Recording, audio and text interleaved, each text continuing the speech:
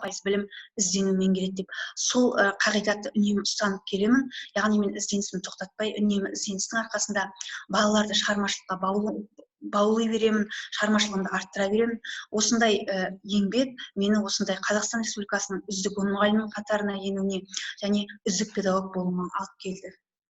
Тамаша, Гүлсім, рахмет. Осы 2020 жылы 4 наурызда Нұр-Сұлтан қаласында Әлия Назарбаеваның қолдауымен қоғамдық бастамаларды қолдау қорының кездесу ұйымдастырды. Сол кездесудің нәтижесі қандай болды? Не түйіп қайттыңыздар? Сіздерге не берді? Осы үздік педагог атанғаннан кейін мен Астана қаласына 2 рет іс-сапарға бардым. Соның бірі кешегі наурыз айының басында барған іс-сапарым. Яғни министрлікке біз жұмысқа бардық. Сол кезде жаңағы қоғамдық бастамалар дамыту қоры біздің келгенімізді біліп, арнайы жаңағы үздік 10 педагогтың басын қосып, Экспо жанындағы Әлия Назарбаеваның фондында біз бас қостық. Сол кезде біздерге негізінде мына елдегі төтенше жағдайға байланысты болмай қалған Астананың мұғалімдерімен бізді үздік мұғалімдерді жаңа басын біріктіру болған мақсаты. Біздерге фонд өзінің сыйлығын ұсынды. Сол жерде ағылшындық жаңағы Эндрю Нолан деген мырзамен кездестік. Әлия Назарбаева болашақта жаңа Нұр-Сұлтан қаласында iTeach деген үлкен жаңа кешенді дейді ғой, барлық жаңа бөбек жайынан бастап жаңа бала бақшасына дейін қамтылған үлкен мектеп салынайын деп жатыр екен. Сол мектептің жаңа негізін қалаушы сол ағылшындық жаңағы кісімен іс-тәжірибе алмасып, болашақта сол жаңа мектептің яғни сырттай курстар өтеді екен, сол курстарға біз қатысуға жаңа ұсыныс алдық, біздерге берді. Сол кезде біздерге сөз сөйлетті жаңағы әлем мұғалімі байқауының номинанттары деп. Сол кезде осы менің видеоролигімді көрген сол қордың жаңа басшысы Ермек Исағаевич ерекше менің жұмыстарымды сол кездесуде атап өтті. Жалпы болашақта біздің 10 мұғалімнің жаңағы суретін Қазақстанның қалаларына іліп дәріптейді екен. Және де осы Нұр-Сұлтан қаласында және де сөзіме оралайын, осы менің жұмыстарымды көріп, болашақта сіздің Маңғыстау облысы, яғни Маңғыстау ауданы Өтес орта мектебінде эко-площадка, яғни эко-алаң ашуға біз министрлікке ұсынысымызды жазып қойдық деп, сондай қуанышты жаңалықпен жаңағы сіздермен бөліскім келіп отыр. Бұйырса, осы болады деп есептеймін. Керемет, мына барлық жаңалықтар оң болсын. Құрметті біздерді тыңдап тамашалап отырған әріптестер, құрметті көрермендер, сұрақтарыңыз, сауалдарыңыз болса жолдап отыруға болады, ал біз сұхбатымызды жалғастырайық. Гүлсім, сіздің еңбек жолыңыздың ең өзекті көрінісі жаңа туризм, өлкетану деп айттық, иә? Осы Маңғыстаудың өзі ашық аспан астындағы мұражай деп атасақ, туризм, өлкетану бағытында жасаған жұмысыңызда кезіккен ең қиын сәт пен ең қызықты сәтіңізге тоқталсаңыз. Иә, әрине, енді мына жерде әріден сөз қозғағым келеді. Мұғалімдер, яғни мені тыңдап отырса, мен ауылда, яғни балалармен бірге саяхаттаймын. Кейбір мұғалімдермен жаңа пікірлескенде айтып жатады, біздерге қиын, анау жетпейді, мынау жетпейді, бізге ешкім жағдай жасамайды деп. Маған да жаңағы былай айтқанда өзіңіз ізденсеңіз, мен де мысалы балалармен саяхаттаған кезде өзімнің мысалы жаңағы өз басымда көлік жоқ болғандықтан мен үнемі ауылдың малшыларымен, Нұрберген ағаймен, Айладыр ағаймен, малшылармен бірге, балалармен бірге 6-7 күні жұрт демалып жатқанда мен ерте саяхаттап кетемін. Сол Тұзбайырға жалпы саяхатқа барған кезімізде саяхаттың өзі арнайы рұқсатпен сондай нелермен шығамын. Сосын ата-аналардың рұқсатымен саяхатқа барғанымыз кезде таудың, яғни жаңағы Сындының кемеріне көтерілген кезде біз қатты тоңдық, сол есімде қалды. Және біздің есімізден қалғаны өте қызықты, сол жер 35-40 миллион жыл бұрын жататын акуланың тісі есімізде қалды. Сосын жаңа айтып жатырмыз ғой, саяхат болғасын баламен жүргесін қорқыныш болмайды емес, болады. Яғни жаңағы барлығына енді мұғалім бір сөзбен айтқанда тәуекел етіп, соған жұмысыңды жақсы көріп, жүрекпен жасасаңыз, яғни жетістікке жетесіз деп айтқым келеді. Сондағы мен осы маусым айында былтырғы жылдың 2019-дың Маңғыстаудың ең биік нүктесі Бесшоқы биігіне көтерілген кезде, яғни мен жорығым жартылай жаяу және автомобильді жорық болып келеді. Көбіне алыс жерлерге, өте алыс жерлерге саяхаттаймын. Сол кезде таудың басына шаппа жолдармен көтеріліп бара жатқанда менде өзімде балаларда болған жоқта, мен бірақ өзімде қорқыныш сезімі болды. Сосын Түркменстанмен шекарадағы Маңғыстаудың атақты үңгірі, көп адам атақты болғанмен өте түсу сол қиын үңгір, тұққылама үңгір, Булуйық үңгіріне бардым. Сол үңгірге барған кезде барып алдым да енді шынымен өзімді қорқыныш сезімі билеп барып алып, көп сондай жолымыздың өзі 9 сағатты құрады. Тіке барып қайтқанның өзі бізге 24 сағатты құрады. Таңғы 5-те шығып кеттік, яғни осындай бізде нелер кездеседі. Сол кезде барып алып, сондай қиыншылықпен барып алдым да, енді барып өзім қорыққан кезім болды да, түспей кете берсем екен, аузында суретке түсіп деген сияқты сондай бір қорқынышты сәттер болды. Бірақ ол қорқыныштың бәрін бойымнан тез жинап алып, жеңіп, мен сол өз діттеген мақсатыма, Булуйық үңгіріне жетуіме, сол Булуйық үңгіріне жаңағы бардым. Сондай бір қызық сіздер.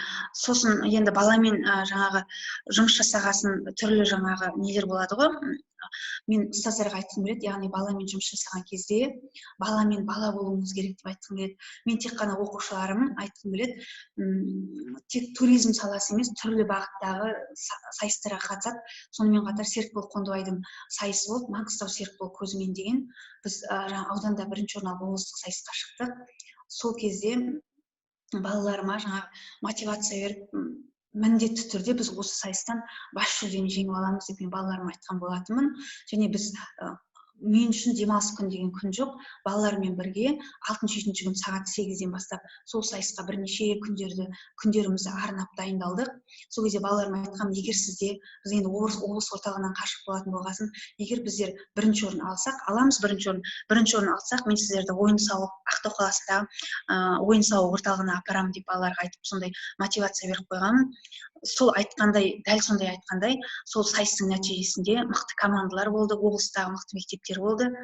Сайыстың нәтижесінде оқушыларым бас жүлдені жеңіп алып, білім басқармасының орынбасары Гүлмира Мамаеваның қолынан, яғни бас жүлдені жеңіп алып, өзіміз 10 000 теңге сыйлық беріп, сол кезде балалармен бірге мәре-сәре болып, сол жаңағы сыйлықпен балалар ойын-сауық орталығына барғанымыз әлі есімде.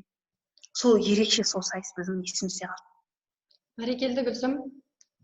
Жалпы Маңғыстау облысы география пәні бойынша 2 жыл қатарынан үздік педагог деген атақты алыпты. Оның біреуі бүгін бізде қонақта Надирова Гүлсім болса, екіншісі Бегейбай Дина. Сондай-ақ облыстық жыл адам байқауының жыл мұғалімі номинациясын Мұнайлы ауданындағы 3-ші орта мектептің география пәні мұғалімі Қуат Байназаровтың алғанын бәріміз білеміз. Яғни бұл біздің облыста география пәнінің берісі, жалпы география пәні 1 жылға қойылғандығын білдіреді. Бұл жолда сіздер сияқты ұстаздардың үлкен ерен еңбегі жатыр. Сол үшін де сіздерге рахмет айтамыз. Енді педагог ретінде өзіңіздің бойыңыздағы басқаға үлгі ететін қандай 3 қасиетті айтар едіңіз? Енді 3 қасиет болғанда, табандылық, енді табандылық деп айтқым келеді. Қай нәрседе ұстаздарды, қандай кедергі кездессе де, қандай қиыншылық кездессе де табанды болуға шақырамын. Және сосын тағы бір өзімнің қасиетім, мен үнемі бос уақыт менде болмайды. Жаңағы үйдің шаруасымен, әйел адам болғасын, үйдің шаруасымен айналысып жатсам да, мен үнемі жаңағы аудио кітаптарды тыңдап жүріп, жаңағы айналсам, осының өзі мені шығармашылыққа алып келеді. Әбіш Кекілбаевтың Үркер романын тыңдадым, Абай жолын тыңдадым, мысалы түрлі шығармалар жүріп осылай айтамын, яғни ізденіңіз деп айтқым келеді.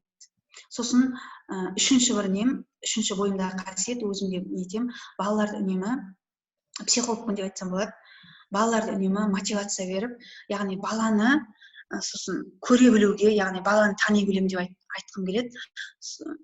Жаңағы мен мектебім енді кәдімгі өте сорты ауыл мектебі, түрлі лицейлерде жұмыс жасап жатқан, дарынды оқушылармен жұмыс жасап жатқан, болашақта дарынды оқушылармен жұмыс жасайтын жас мұғалімдерге айтқым келеді. Әр алдымызда отырған бала дарынды деп айтқымыз келеді. Соны міндетті көре білуіміз керек. Сол баланың қабілетін аша білуіміз керек. Мысалы, мен оқушыларды көбіне кішкентай кезінен баулаймын. Менің бір ерекше өзімнің оқушым болды. Соны 5-ші сыныптан бастап баулудым. Яғни баланың ата-ана тарапынан кішкене қарсылық көрсем де, бірақ мен ол баланы ешқашан тастаған емеспін, ешқашан кедергіге қарамай, сол баланы қай сайыстарға да жаңағы алып жүріп, яғни ең соңында сол бала маған республикадан алтын медаль алып келді. Осындай табандылық қасиетті айтқым келеді. Бұл ұстаздың бір жаңа қырын бізге көрсетті, таныталды деп ойлаймын. Осыған орай сіздердің назарларыңызға видеоролик ұсынылады, тамашалайық.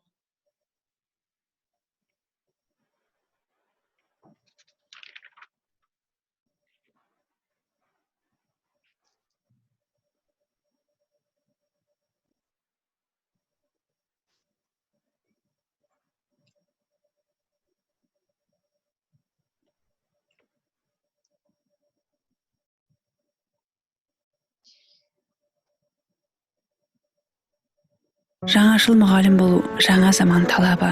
Бүгінде көшбасшы педагог үнемі ізденіс үстінде болып, өзінің қызметінің нәтижесін саналы ұрпақ тәрбиелеуге бағыттауы тиіс.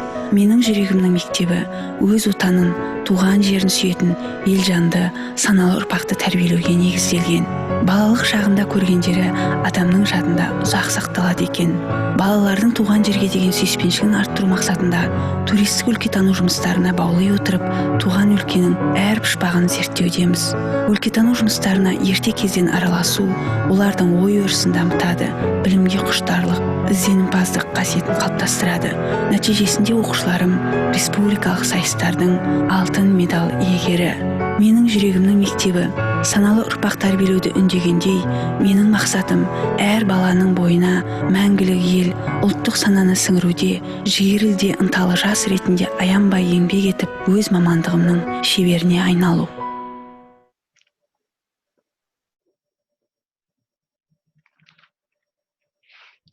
Жақсы, Гүлсім, қазіргі елдегі төтенше жағдайға байланысты қашықтан оқуға бәріміз көштік. Осы қашықтықтан оқыту барысындағы өзіңіздің іс тәжірибеңіз барша бізді көріп отырған көрермендерге, жалпы әріптестерімізге қызық деп ойлаймын. Сол іс тәжірибеңізбен, құпияңызбен бөлісіп кетсеңіз. Әрине, еліміздегі төтенше жағдайға байланысты барлық жаңағы білім ордалары қашықтан оқытуға көшті. Қашықтан оқытып жатқан ұстаздардың бірі мен боламын, өтес орта мектебінде. Яғни барлық түрлі бағдарламаларды пайдаланып, қазіргі таңда балаларға білім берудемін. Жаңағы ешқандай қалыс қалдырмай, видеороликтерде ұсынып, түрлі сайттарды, сілтемелерді, опик.kz түрлі мәліметтерді балаларға беріп қалуға тырысамын. Соның ішінде ерекше айтып кеткім келеді. Ұстаз деген заманауи болу керек деп айтып кеткім келеді. Ізденімпаз, үнемі іздену керек. Осы қашықтықтан оқыту, яғни елімізде көп жағдайға өзгеріс алып келді. Яғни соның ішінде де білім саласында үлкен өзгеріс болатынына өзім көзім жетті. Яғни мұғалім, бір сөзбен айтқанда режиссер болуымыз керек. Біз видеороликтер түсіріп, шынайы шебер ұсынуымыз керек. Енді қазіргі таңда мен материалдық техникалық базалардың сәл кішкене жеткіліксіздігінен мен өзім ізденіп, интернет желісінен Bandicam және Camtasia Studio деген арнайы программаларды информатика болмасам да үйреніп алып игеріп отырмын. Арнайы фондарда түсірілетін, қолыңды көтерсең ар жағында карталар жақындайтын сондай жоғарғы талғаммен видеоларды түсіру өзімнің ойымда бар, және де ұстаздарға ұсынамын.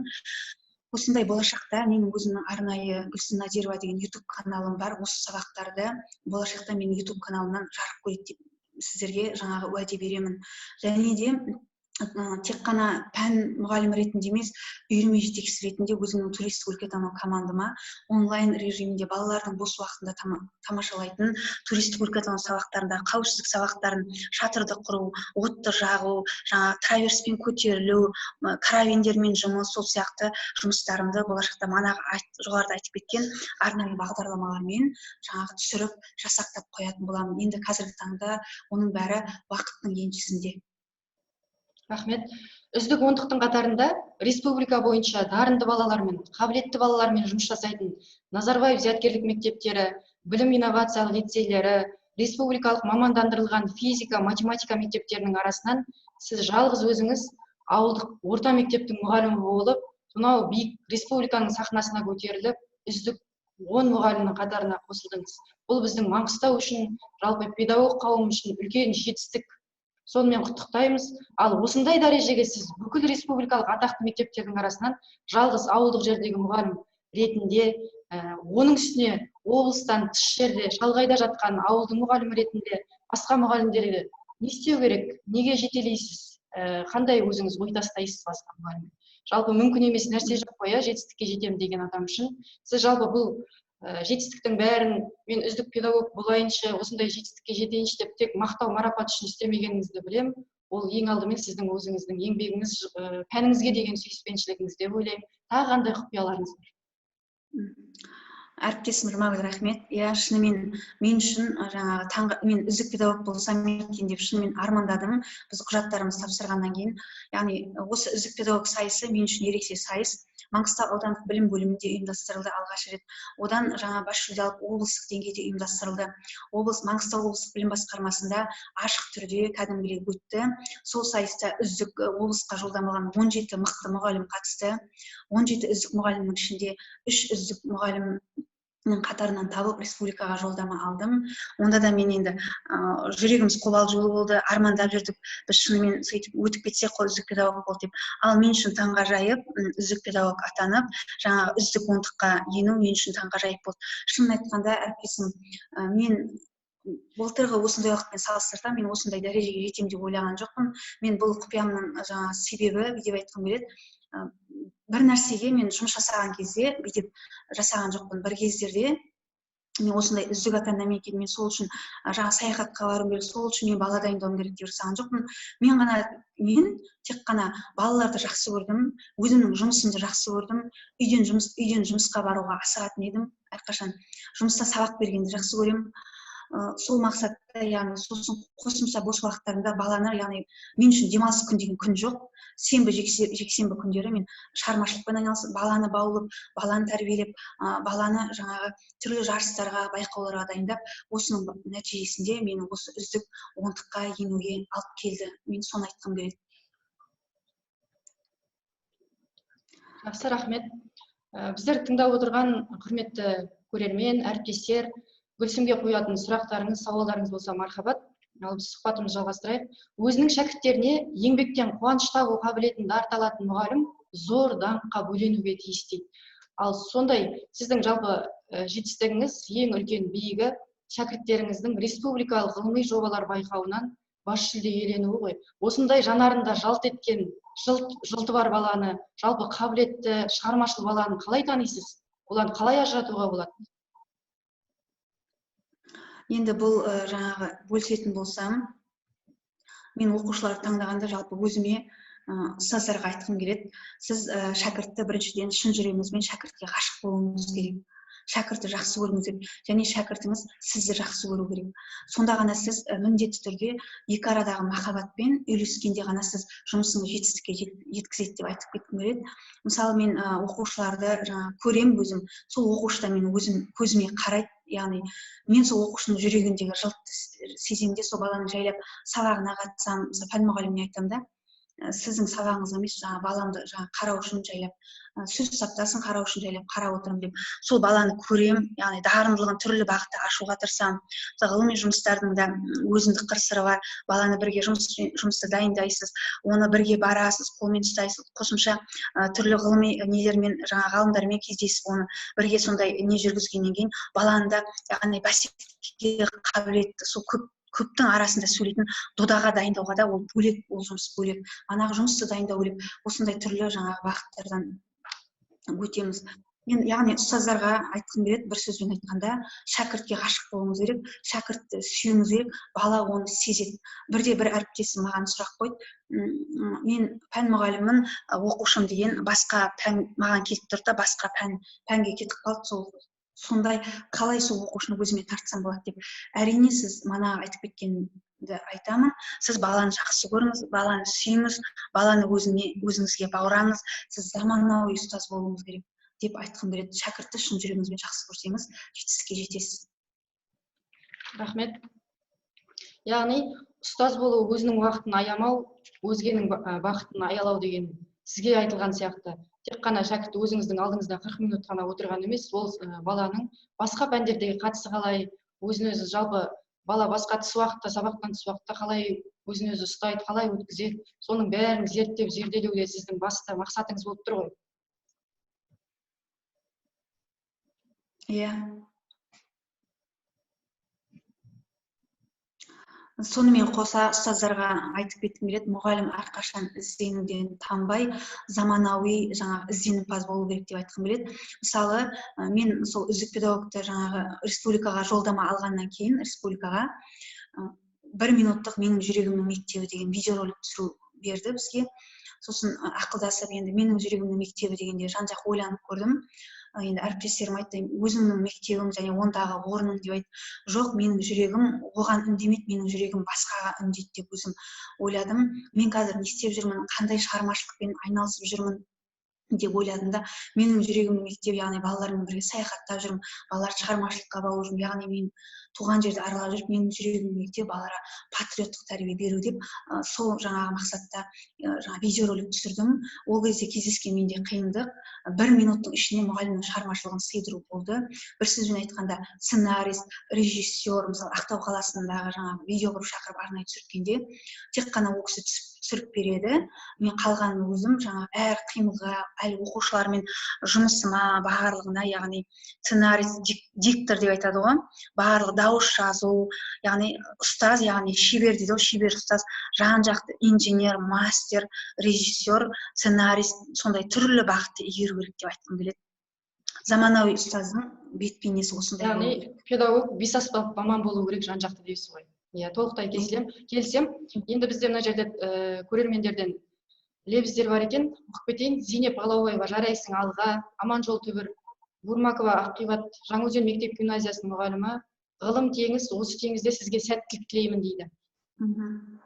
Райгүл Бекқалиева, мұғалім осындай болу керек. Шынар Әбиева, Гүлсім, шығармашылық табыстар тілеймін. Жас мамандарға үйретеріңіз көп болсын. Анастасия Бертлеуова, осындай мектеп мақтанышы, облыс мақтанышы болып жүре беріңіз. Зейнеп Қалаубаева, барлығына қалай уақыт табасың, отбасың тарапынан қолдау болмаса, жетістікке жету оңай емес. Отбасыңыз туралы айтсаңыз дейді. Яғни бұл сіздің андай үлкен жетістікке жетуде сізге қолдау бар ғой енді, әрине. Отбасымыз тарапынан сол туралы айтып жатыр. Әрине менің отбасым бар, 3 балам бар, анамын деп айтып кеткім келеді. Яғни әрине менің отбасым қолдайды. Ең басты менің қолдаушым өзімнің жарым болып табылады. Барлығын енді шебер үйлестіруге, уақыт табуға, сол жаңағы арасындағы мына демалыс күндері жұмыста боламын деп айтып кеттім ғой. Әріптестерім соған қызығып сұрақ қойып жатқан шығар.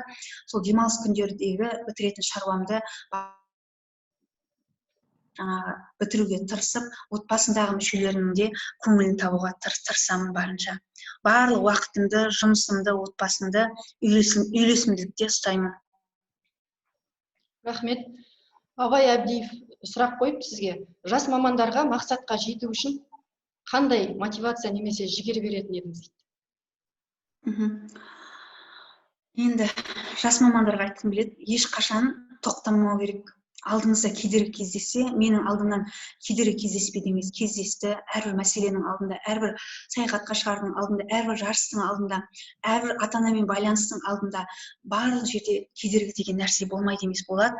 Сол міндетті кедергіні жаңа ары қарай өтіп кетіп, сол кедергіні шешіп, яғни міне осындай жағдай кездесіп тұр, мен бітті, мен ары қарай мүмкін емес, маған ары қарай жүруге деп, олай ешқашан сіз қол сілтемеңіз, тек қана алға қарай ұмтылыңыз деп жаңағы жастарға сөйтіп шалт бергім келеді. Яғни мен осы жетістікке жеткенде менде үздік педагог боламын екен, үздік 10-қа кірем екен деген жоқпын. Мен тек қана алға ұмтылдым, тек қана өзім жұмысым жақсы көрдім, балаларды жақсы көрдім. Бос уақытымды тиімсіз өткізгім келген жоқ. Менің өзімнің жаным сүйеді, солай шығармашылықпен айналысқанды. Соның нәтижесі осындай әлем мұғалімі байқауына жолдама алуға әкеліп тіреді.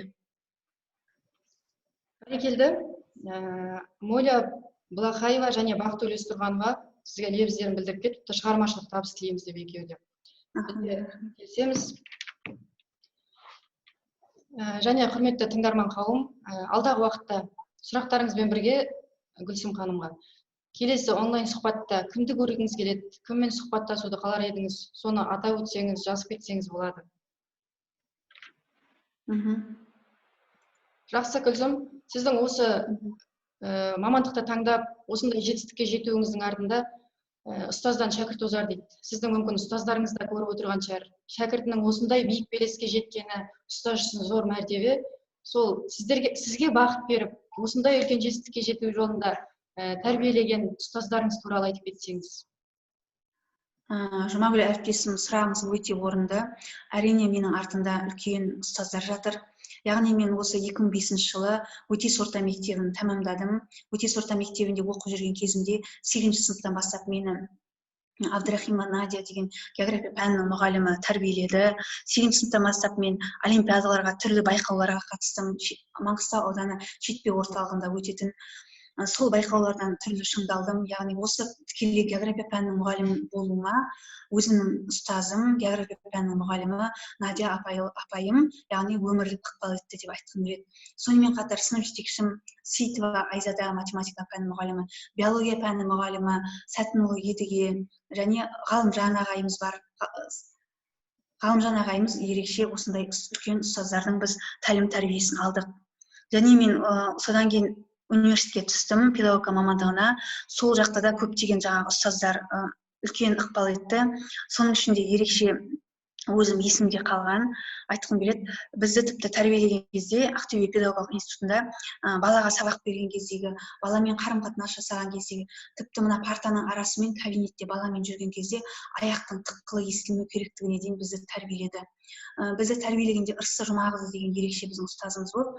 Сол кісінің жаңа айтқаны, сіз сабақ бересіз дейді, сабақ бересіз 30 балаға. Сіздің жүріс-тұрысыңыз, ұстаздың киім-киісі, сөйлеу мәдениеті, сабақ беру барлығы кешке манағы 30 баланың 2 ата-анадан болғанда 60 ата-анасы сіздің жүріс-тұрысыңызды әңгіме қылады. Сондықтан сіз ұстаз деген атқа лайықты болу керексіз деп бізді сөйтіп ұстаздарымыз тәрбиеледі. Сосын ерекше бір есімде қалғаны, ұстаздардың да есімде болсын деп айтқым келеді. Яғни атқарған еңбектеріңді адал атқарыңдар, адал сабақ беріңдер. Алдарына келіп отырған 25-30 баланың обалына қалмаңдар. Ал жасай алмасыңдар ма, жұмыстарыңды тастап кетіңдер деп бізді университет қабырғасында солай тәрбиеледі. Өздерінің балаларына тапқан нандарыңды адал махаббатпен, сондай жаңағы жан тыныштығымен апарып беріңдер деген кеңес айтқан болатын ұстаздарым. Сол университет бітіргеніме 10 жыл өтсе де, сол жаңа кеңестер әлі күнге дейін құлағымның түбінде жаңғырып тұр. Рахмет. Осы жолды оң болсын, бәріне құттықтаймыз. Енді үздік педагог болдыңыз, әлем педагогы болдыңыз. Бұл мұғалім үшін, ұстаз үшін үлкен жетістік, зор мәртебе ғой. Осындай жетістіктер мұғалімді одан сайын шабыттандырмай, қанаттандырмай қоймайды. Оралхан Бөкейдің сөзі бар ғой, алар асуым аласа болсын дейтін адам жоқ деп. Енді сіз осындай жетістікке жете отырып, тоқтап қалмайтыныңыз айдан анық. Сіз осы жетістіктен кейін тіпті шабыттанып, қанаттанып, басқа да үлкен жұмыстар, басқа да үлкен белестерге жол ашуы мүмкін. Сол туралы қазіргі сіз шабыттандырып, осындай жеткеннен кейінгі белестеріңіз сізді неге жетеледі? Қазір не істеп жатырсыз? Немен айналысып жатырсыз? Енді үздік педагог атағын иелену ол маған үлкен жауапкершілікті жүктейді. Әрине мен жетістікке жеттім, мен толдым, үздік педагог атағын алдым деп мен ешқашан тоқтап қалған емеспін. Мен керісінше сіз айтқандай шабыттанып, қанатымды кеңге жайып, сондай іс-сапарға барып келген сайын түрлі мамандармен байланыса отырып, одан сайын мен өзім шығармашылығымды арттырып жатырмын. Соның үлкен дәлелі ретінде айтқым келеді. Мен үздік педагог құжатын тапсырып тастағаннан кейін де сондай алыс сапар, бұл ойық сапарына шығып келгенімді, балалармен қауіп-қатерге толы түрлі саяхаттарымды жалғастырып жатқанымды, және мен ұстаздарға мотивация болсын деп айтамын. Мен мысалы осы 3 ай өткен оқу жылының 3 ай жаңағы еңбек демалысында мен ешқашан демалған емеспін. Күн ыссы болса да мектепке келемін, және балаларымды үйге шақырып алып та, мысалы біртіндеп алып дайындап, біз жаңағы ғылыми түрлі бағыттағы ғылыми жұмыстарға дайындалдық. Одан кейін де Астанада, яғни Нұр-Сұлтан қаласында марапатталып келгеннен кейін де мен түрлі ғылыми байқауларға қатысып, яғни 5 оқушым облыстық сайыстан 5 жұмыс барды да, 5 жұмысым облыстық сайыстан 4-еуі бірінші орын алып, 1-еуі екінші орын алып, жаңағы республикаға жолдама алған болатын. Зерде ғылыми жобасынан республикадан оқушыларым 2-ші орын алып келді, күміс жүлдегер атанып келді республикалық сайыстан. Сосын үлкен ғылымнан да оқушыларым 1-ші, 2-ші орынды алып келді де, ғылыми жұмыстың үлкен бір несі онлайн тест тапсырады. Сол сынақтан 1-2 балам енді кішкене сүрінді, бірақ бір жұмысым ғана сол сынақтан неден өтіп, тесттен өтіп, балам барып еді. Сол балам республикалық деңгейде жаңағы 12-ші, 14-ші ақпан күндері 2020 жылдың Алматы қаласында өткен үлкен ғылыми жобалар байқауында алтыннан алқа тағынып келді. Менің сейсмо-8 деген командам бар. Сол командамның мүшесі Қарасайқызы Жаңагүл деген оқушым біздің жұмысымызды ұсынып, яғни алтын медаль иегері атанды. Яғни мен ешқашан айтқым келеді, мен тоқтамаймын, Алла бұйырса, денсаулығым болса, барлық жағдай болса, мен ары қарай жұмыс жасай беремін. Және де жастарды осылай жұмыс жасай беруге шақырамын. Яғни ғылыми жұмыс деген, осы шығармашылығының негізгі өзегі де жаңа сол саяхаттау арқылы ғылыми жұмысқа әкеліп тіреп жатыр ғой. Сол ғылыми жұмыстармен айналыса отырған кезде, ол ғылыми жұмыс деген айтып кеткім келеді, ол бір күннің немесе бір аптаның, ол бір айдың жұмысы емес. Ол бірнеше жылдардың, бірнеше, яғни мұғалімнің уақытын талап ететін, баламен жұмыс жасауды, табандылықты талап ететін жұмыс, яғни жаза білу керек, түрлі жаңағы ғалымдармен байланыссаңыз болады. Мен жаңа осындай уақыт талап ететін үлкен жұмыс бұның ар жағында жатқан. Сонымен қатар ешқандай қорықпай ғалымдармен, Ақтау қаласындағы Есен университетінің ғалымдарымен бірге мен жұмыс жасаймын. Оның ұлтына қарамаймын. Жаңа кейде тіл нем жетпей қалып жатса да, ол кісілермен жаңағы күліп әзілдесіп, телефон арқылы да байланысып, жаңа түрлі бағыттағы жұмыстарды ұйымдастырып, көптеген жаңа бағыт бағдар алып тұрамын, кеңестер жаңа алып тұрамын, бірге жұмысты зерттеуге. Ол кісілерде мысалы жаңағы Қосарқан деген ағай болды, Қосарбай ағай болды, геолог мырза, ол кісі айтты: балам, мен геолог болсам да осы уақытқа дейін, осы жасыма дейін мен барғым келіп армандаған жерлерге барып келген екенсің.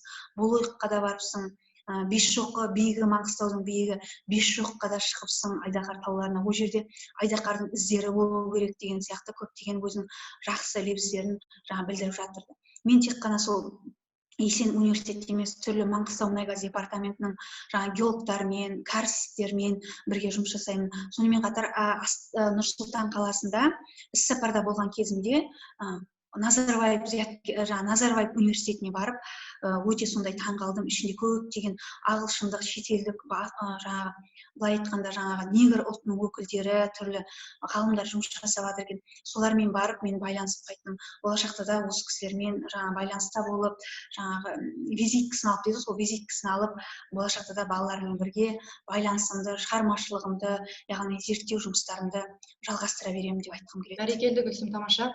Маған жақсы мұғалім бәрінен қымбат, себебі ол мектептің жүрегі деп ұлт ұстазы Ыбырай Алтынсарин айтқандай, жалпы мектептің жүрегі болу үшін уақытпен санаспай, жан-жақты табандылық, жауапкершілік деген үлкен қасиеттер керек. Былай қарап отырсақ, 24 тәуліктің 20 сағатын жұмсауымыз қажет. Осы тараптан келгенде өз перзентіңіздің мұғалім болғанын қалайсыз ба? Иә, әрине, мен өзім бұйырса мұғалімдік мамандығын өзім жақсы көремін. Бұйырса бірінші сынып оқитын қызым бар. Сол қызыма өзім енді ата-ана ретінде баулып, қызым болашақта бұйырса мұғалім боласың ба десе, әрине ана, мен сияқты үздік педагог боламын, мұғалім боламын деп қазіргі таңда деп айтып отыр. Рахмет. Көрермендер тарапынан сұрақтар болмаса, біздің сұхбатымызда өз мәресіне жақындапты. Жалпы біз 100 биеден бір құлын алғанды, бір жылқыдан бір биеден 100 құлын алғанды, еңбек орағында жоспарды орындағандарды, тіпті атом бомбасын ойлап тапқандарға ерлік даңқтар бердік. Бәлкім бұл дұрыс та шығар. Бірақ сол даңқтарды адам жанын тәрбиелеушілерге, мұғалімдерге берсек, нұр үстіне нұр болар еді деп қазақ фольклорын жинақтаушы Мәтжан Мақсымұлы қалай тауып айтқан. Сондай даңқты біреуге беру керек болса, мен бүгінгі сұхбатымыздың қонағы, бүгінгі бізге сұхбаттасуға шыққан Гүлсім, сізге беру керек деп топшылап отырмын. Ол сіздің бүгінгі сұхбат барысында менің сөзіммен бәрі келіседі деп ойлаймын, себебі сіздің еңбегіңіз орасан, өзіңіздің пәніңізге деген, шәкірттеріңізге деген сүйіспеншілігіңіз сізді әлі де талай жетістіктерге, биік белестерге шығара берсін. Творчестволық табыс тілейміз. Бізбен бірге болғандарыңызға рахмет.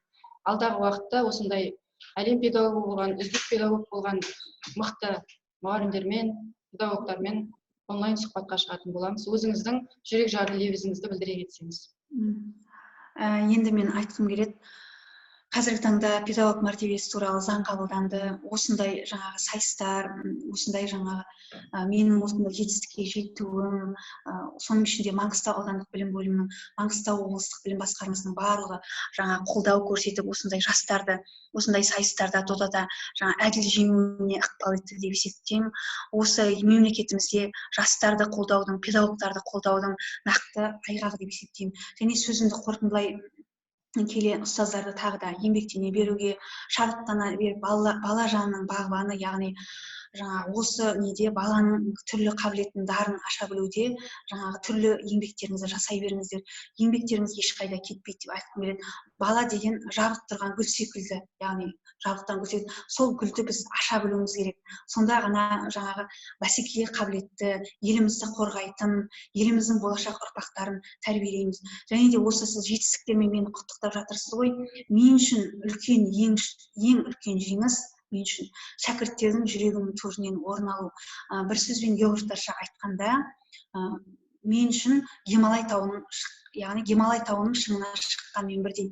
Мана айтып жатқан саяхаттарым, балалармен бірге барған түрлі жұмыстарым, біздің түрлі зерттеулеріміз, ғалымдармен кездесуіміз, бірнеше мектеп қабырғасында өткізген сабақтан тыс уақыттардағы ізденістеріміз, яғни бірнеше жүздеген шәкірттердің жүрегінің төрінде деп есептеймін. Мен үшін үлкен жеңіс осы өмірде. Жақсы, рахмет Гүлсім, сізге көп. Алдағы уақытта өзіңіздің мақсат мүдделеріңіз, шәкірттеріңізбен бірге, өзіңіздің жүрек қалауыңызбен бірге жете беріңіз. Кездескенше қайыр қош. Бізді тыңдап отырған барша көрермен қауымға, әріптестерге рахмет айтамыз.